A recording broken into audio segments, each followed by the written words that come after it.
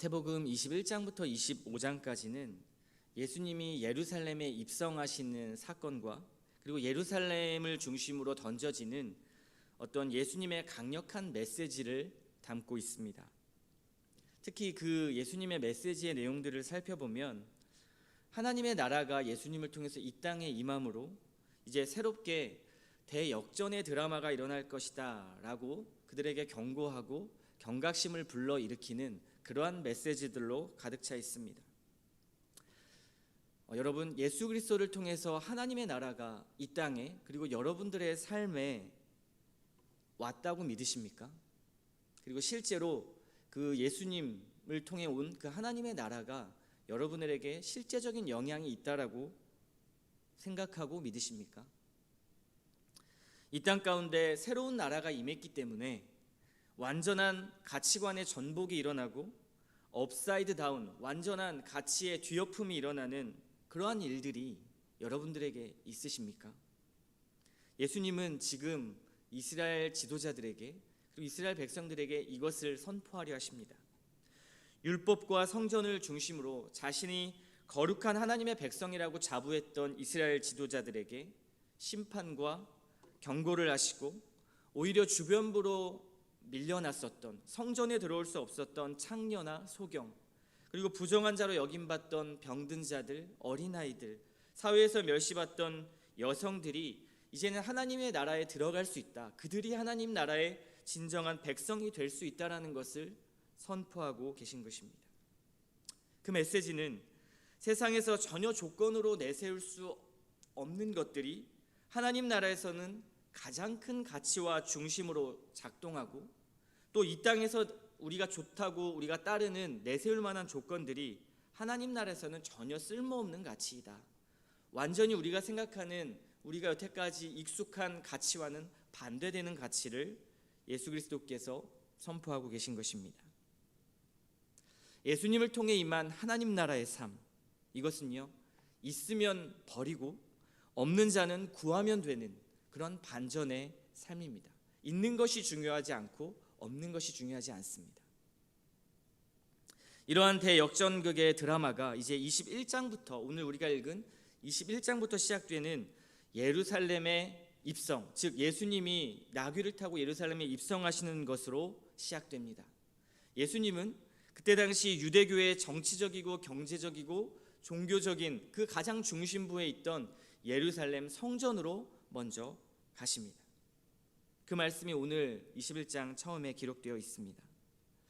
재밌는 것은 이 마태복음을 기록한 이 마태는 20장에 이르기까지 한 번도 예수님을 예루살렘에 방문했던 기록을 기록하고 있지를 않습니다. 요한복음 기사에 보면 예수님이 예루살렘에 방문한 기사를 여러 번 이렇게 기록되어 있는 것을 확인할 수 있는데, 마태복음에서는 이제 21장에 와서야 그러한 일들을 기록하고 있습니다. 마태가 여태까지 그 예수님의 예루살렘 방문한 것을 기록하지 않은 이유가 무엇일까요? 그 의도가 무엇일까요? 왜냐하면 예수님께서 이 예루살렘에 입성하시는 이 사건에 굉장히 큰 의미가 있기 때문입니다. 그래서 쓰지 않고 있다가 한 번에 팍 터뜨리는 어떠한 중요한 의미를 담고 있다는 것을 말하는 것입니다. 왜 중요한지 한번 살펴보겠습니다. 21장에서는 주님의 예루살렘 입성은 나귀를 타고 가시죠. 군중들은 예수님께 다윗의 아들로 환호하기 시작합니다. 5절 말씀을 한번 보십시오. 시온 딸에게 이르기를 네 왕이 내게 임하나니 겸손하여 나귀 곧 멍에 매는 짐승의 새끼를 탔도다 하라 하였느니라. 나귀를 타고 가시는 예수님의 이 모습은 구약의 스가랴 선지자가 예언을 했던 그러한 내용의 성취입니다. 스가랴 선지자는 9장 9절에서 스가랴 9장 9절에서 나귀를 타고 오실 예수님을 예언했고요. 그리고 스가랴 14장에 이르기까지 그 목자 예수님, 나귀를 타고 오시는 그 예수님의 모습이 어떻게 나타날지를 자세하게 기록하고 있습니다. 그 모습은 거절당하고 죽임당하는 목자의 모습입니다. 왕으로 인정받지 못하고 많은 사람들에게 멸시를 당하는 그러한 목자로 묘사를 하고 있습니다. 예수님은 이 스가랴의 묘사처럼 결국 로마를 뒤엎는 그러한 어떤 폭력적인 왕이 아니라 겸손하게 나귀를 타고 오셔서 자신의 나라를 평화로 세우시는 그런 왕으로 오셨습니다. 죄인을 죽이러 오신 것이 아니라 죄인을 위해서 자신이 목숨을 내던지는 왕으로 오신 것입니다. 그러한 왕의 입성, 그것이 바로 오늘 21장의 시작입니다. 예수님은 고난 뒤에 숨겨진 영광의 왕으로 이 땅에 오셨고요. 그리고 그분의 사명 십자가를 감당하시기 위해서 예루살렘에 지금 들어가고 계십니다. 그 왕께서 이제 예루살렘에 입성하시고 가장 먼저 하시는 일이 무엇입니까? 오늘 마태복음의 기사에 따르면 12절부터 13절까지는 성전 청결 사건을 먼저 하시고요. 그리고 18절부터 22절까지는 무화과 나무를 저주하시는 그러한 일들을 하십니다. 이 두 사건은 앞으로 이제 예루살렘의 성전, 그들이 이스라엘 백성들이 그토록 중요하게 여겼던 그 예루살렘 성전이 파괴될 것을 상징적으로 예수님이 말씀하시는 사건이 바로 이 두 사건입니다. 또한 성전 안에서 이 매매하는 사람들의 상을 뒤엎고요, 무화과 나무를 저주하여 말라버리게 하는 이 사건들은 절대적인 예수님의 권세와 권위를 드러내주는 그러한 사건으로도 묘사될 수 있습니다. 그래서 대제사장들과 서기관들, 장로들이 이러한 예수님의 권위에 대해서 의문을 품고 예수님께 의의를 제기하죠. 도대체 너에게 무슨 권세가 있길래, 무슨 권위가 있길래 이러한 일들을 행하는 것이냐? 그때 예수님께서 25절에 굉장히 지혜로운 대응을 하십니다. 요한의 세례가 어디로부터 왔느냐라고 되물으시죠. 그리고 이제 25절 뒤로 28절부터는 예수님께서 이스라엘 지도자들에게 정곡을 찌르는 말씀들을 하십니다. 그 내용들은 이렇습니다. 하나님이 지금 이스라엘 지도자들 너희에게 굉장한 진노를 하고 계신다. 그 하나님께서 너희를 심판하실 것이고 심판을 선고하시고 그리고 그 심판을 집행하실 것이다 라는 이 핵심적인 이 문장의 내용을 세 가지 비유로 들어서 이제 그 뒤에 말씀을 풀어서 하고 계십니다. 그 내용이 22장 14절까지 세 가지 비유가 등장합니다. 핵심은 그들에게 심판을 선고하시고 진노하셨고 그리고 그 심판을 집행하실 것이다 라는 이 핵심 메시지를 비유로 말씀하시는 것이죠. 이러한 21장의 전체 문맥 속에서 오늘 좀 중점적으로 보고 싶은 말씀은 무화과 나무를 마르게 하신 바로 그 사건입니다. 전체 배경 안에서 본다면 좀 더 우리에게 확실하게 주님의 말씀, 그 말씀의 의도를 알 수 있습니다. 예수님께서 왜 무화과 나무를 저주하신 것일까요? 제가 아까 미리 서두에 말씀드렸지만 예루살렘 성전의 파괴, 그것을 상징적으로 말씀한 것이라고 말씀드렸습니다. 단순히 열매를 맺지 못하는 무화과 나무를 저주한 것이 아니라요, 무화과 나무와 같이 잎만 무성하고 열매를 맺지 못하는 그런 이스라엘에 대한 심판을 상징적으로 말씀하시는 것입니다. 예수님께서 왕으로 오신 것은 이제 굳을 대로 굳어지고 교만해지고 부패해서 도저히 하나님의 성품과 그리고 하나님의 나라의 백성으로서의 삶을 드러낼 수 없는 이스라엘 옛 공동체에 대한 그 심판과 동시에 예수님을 통해서 새로운 시대, 새로운 공동체를 알리는 신호탄이 된 것입니다. 바로 예수 그리스도를 통해서 그 모든 일들이 이루어질 것이다라는 것을 말씀하고 있습니다.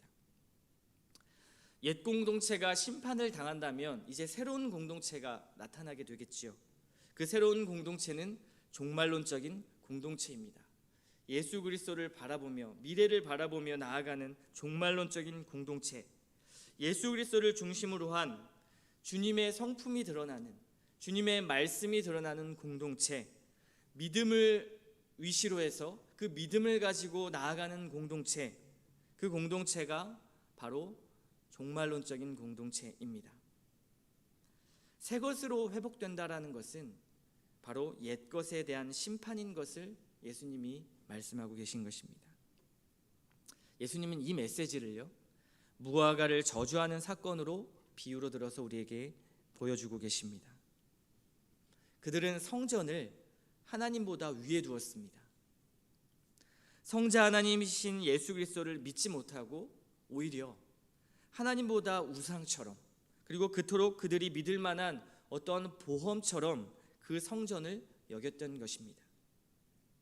이것만 굳건히 있으면 우리는 절대 망하지 않는다, 성전만 있으면 우리는 안전해 라고 말했던 그 성전과 그리고 그들의 가치는 이제 말라버린 무화과 나무처럼 심판받을 것이고 파괴될 것입니다. 그들의 정체성이라고 생각했던 이 성전과 그리고 율법을 지킨다고 하면서 본질은 완전히 잃어버리고 외식과 위선으로 가득 찼던 그 행위들이 이제는 정죄를 당하는 것입니다. 과연 그렇다면 이제 예수님의 십자가의 대속으로 말미암아 새롭게 만들어진 이 공동체는 어떻게 되는 것일까요? 이스라엘의 지도자처럼 이젠 인싸들이 모이는 곳이 아닙니다. 아싸의 사람들, 아웃사이더의 사람들이 모이죠. 창기와 병든 자, 가난하고 소외된 자로 대변되는 그러한 하나님 나라의 공동체가 되는 것입니다. 그들이 생각했던 어떤 거룩한 사람들, 그리고 이스라엘의 지도자들, 율법을 잘 지키는 사람들이 아니라 이제는 소외되고 정말 사회에서 주변부로 밀려났던 사람들도 이제는 하나님의 나라를 누릴 수 있는 자격이 주어지는 것입니다. 그들의 입장에서는 완전한 대역전극이죠. 그렇다면 이 새로운 공동체의 정체성이 이제 성전이 아닌 무엇으로 대변될까요? 이것이 중요합니다. 예수님은 무화과 나무를 저주하신 이후에 제자들에게 이것을 가르쳐 주십니다. 바로 21절과 22절 말씀입니다. 그들의 정체성이 무엇일까요? 예수께서 대답하여 이르시되 내가 진실로 너희에게 이르노니 만일 너희가 믿음이 있고 의심하지 아니하면 이 무화과 나무에게 된 이러한 일만 할 뿐 아니라 이 산더러 들려 바다에 던져지라 할지라 하여도 될 것이요 너희가 기도할 때에 무엇이든지 믿고 구하는 것은 다 받으리라 하시니라. 그들의 정체성은 무엇으로 드러납니까? 바로 믿음입니다. 마음도 진심도 없는 그 행위와 하나님의 임재가 일어나지 않는 그 파괴된 성전이 아니라 이제는 하나님의 백성이며 이 세상의 가치와 강력한 로마의 압제 속에서도 당당히 그 길을 걸어갈 수 있게 하는 그것이 바로 믿음입니다. 예수님의 길을 걸어갈 수 있게, 따라갈 수 있게 하는 것, 바로 믿음입니다. 주님이 십자가를 지심으로 이제는 사탄의 통치에서 하나님이 다스리는 하나님의 통치로 세상이 바뀌는 그런 놀라운 일이 일어났습니다. 이제 우리는 그분을 따르는 그 믿음으로 말미암아 더 이상 죄에 묶여 있지 않게 하시고 자유함으로 하나님 나라의 가치를 따라서 살게 하는 그 중심, 그것이 바로 믿음인 것입니다. 특정 조건을 가진 자만 하나님의 나라를 누릴 수 있고 천국에 들어갈 수 있는 것이 아니라 이 믿음을 가진 자들이 모여서 공동체를 이루고 그들의 기도를 통해서 이제는 새로운 믿음의 성전으로 세워져 가는 것, 이것이 바로 우리에게는 새로운 성전입니다. 우리는 오늘 말씀을 통해서 지적하시는 주님의 음성이 무엇인지를 깨달아야 됩니다. 그리고 자신을 돌아보고 교회를 돌아보아야 합니다. 혹시 이스라엘의 지도자들과 같이 어떤 잎사귀만 무성하고 잎은 무성하지만 우리는 열매 없는 그리스도인이 아닌지를 돌아보아야 합니다. 우리의 신앙이 사랑도 없고 진심도 없고 어쩌면 텅 빈 깡통처럼 소리만 요란하고 열매는 없지는 않습니까? 저는 이것이 가장 두렵습니다. 지식도 있고 말도 있는데 요란하기는 한데 열매는 없는 것 말입니다. 그래서 주님께서는 이것을 지적하시면서 우리에게 내려주신 처방전이 있습니다. 무엇이었죠? 바로 믿음입니다. 그들의 심판을 선고받은 것은 믿음이 없었기 때문입니다. 우리의 고정관념과 가치를 뒤엎어버리는 겸손의 왕으로 오신 그 예수님을 믿지 않았습니다. 그분의 말씀을 받아들이지 않았습니다. 듣기는 들었는데 받지 않는 것입니다. 이것이 굉장히 중요한 사실입니다. 32절 말씀 한번 보십시오. 요한이 의의 도로 너희에게 왔거늘 너희는 그를 믿지 아니하였으되 세리와 창녀는 믿었으며 너희는 이것을 보고도 끝내 뉘우쳐 믿지 아니하였도다. 45절 말씀도 한번 보십시오. 대제사장들과 바리새인들이 예수의 비유를 듣고 자기들을 가리켜 말씀하신 줄 알고, 아까 제가 말씀드린 세 가지 비유를 이들이 들었습니다. 그런데 자기들을 가리켜서 하시는 말씀인 줄 이들은 알았습니다. 오늘 우리에게 선포되는 말씀이 우리 자신에게 적용된다라는 것을 너무 잘 알고 있습니다. 그런데 대제사장들과 바리새인들의 모습을 보면 그 말씀들을 들었음에도 불구하고 끝까지 강팍하게 돌이키지도 않고 회개하지도 않았습니다. 오늘 말씀을 들은 우리는 어떻게 해야 합니까? 우리도 바리새인들과 같이 그리고 서기관들과 같이 강팍해서는 안 됩니다. 돌이켜 회개하고 다시 한번 주님 앞에 말씀을 붙잡고 주님을 의지합니다. 주님을 간구합니다라는 기도를 드려야 합니다. 마음을 찢고 주님을 의지하는 기도만이 우리가 주님과의 더욱더 깊은 관계, 믿음 안으로 들어갈 수 있는 우리의 겸손한 모습입니다. 여전히 우리의 믿음을 대체하고 있는 어떤 과거의 성전의 미련을 두어서는 안 됩니다. 그것은 오늘 말씀 보니까요, 심판을 당할 것입니다. 심판당할 것을 붙잡고 있어서는 안 됩니다. 믿음 외에는 우리를 구원할 수 없고요, 믿음 외에는 우리를 새롭게 할 수 없습니다. 믿음 외에는 하나님의 응답을 받을 수 없고요, 믿음 외에는 하나님의 백성답게 살 수도 없습니다. 우리의 삶의 모든 문제를 어디서 해결하려고 하십니까? 믿음에서부터 시작입니다. 예수님을 의지하는 믿음만이 우리를 살립니다. 믿음의 자리에 무엇이 있으십니까? 물질입니까? 아니면 안전한 집입니까? 부동산과 주식이 자녀들과 먹고 사는 어떤 생존의 가치들과 정보들이 그 자리를 꿰차고 있지는 않은지를 우리는 끊임없이 확인해야 합니다. 이스라엘 백성들은 단순히 성전, 그들의 어떤 맹신하는 그런 성전에 대한 그런 것이었지만 오늘날 이 땅을 살아가는 많은 사람들에겐 너무나 많은 성전들이 있습니다. 우리를 유혹하는 것들이 많이 있습니다. 그러나 이 모든 것을 뒤엎어버리고 우리를 안전하게 하시는 것은 바로 새로운 나라의 가치로 살게 하는 믿음입니다. 우리가 하는 모든 신앙의 행위들을 한번 살펴보십시오. 믿음이 동반되지 않으면 외식입니다. 우리가 아무리 말씀을 열심히 보고 기도를 열심히 하고 우리가 어떤 종교적인 그런 행위들을 한다고 할지라도 그 마음 깊은 곳에 믿음이 없으면, 하나님을 신뢰하는 마음이 없으면 외식입니다. 예수님이 지적하신 바리새인들의 모습입니다. 그러면 무화과 나무처럼 결국 말라버릴 것입니다. 믿음은요, 나귀를 타고 왕으로 귀환하신 그분이 우리의 삶의 곳곳에서, 아주 작은 곳부터 아주 큰 데에 이르기까지 삶의 곳곳에서 우리의 주인이시고 주되심을 인정하는 것, 그분의 말씀과 가치를 따라가는 것, 정말 이 일은 안 될 것 같은데, 이것만은 정말 못 바꿀 것 같은데 하는 그곳에 예수님이 주인이 되셔서 그 모든 일을 해결하시는 것, 그것을 믿는 것, 그것이 바로 믿음입니다. 믿음은 가리지 않습니다. 예수님이 못하실 일은 없습니다. 그러니 우리는 믿음을 점검해야 됩니다. 나의 믿음을 확인하십시오. 여러분들의 자녀의 믿음을 확인하시고요, 우리 가정의 형제 자매와 우리 교회가 정말 믿음 안에 있는지를 다시 한번 점검하십시오. 그리고 믿음을 달라고 간구하십시오. 작은 믿음이라면 하나님 저에게 더 확신 있는 믿음을 주시고, 그 믿음이 무화과나무처럼 이렇게 말라버리는 믿음이 아니라 열매 맺는 믿음이 되게 하여 달라고 우리는 간구해야 합니다. 그렇다면 주님은 우리의 기도를 들으시고 응답하실 것입니다.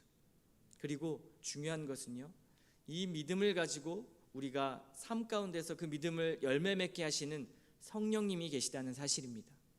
성령께서 날마다 탄식하시면서 우리를 위하여 중보하시고, 또 하늘에서 예수 그리스도께서 우리의 모습을 보시며 하나님께 중보하시고 우리의 삶을 지키신다라는 사실입니다. 그 예수님을 의지하십시오. 그 성령님을 의지하십시오. 그 믿음만이 우리가 살 길입니다.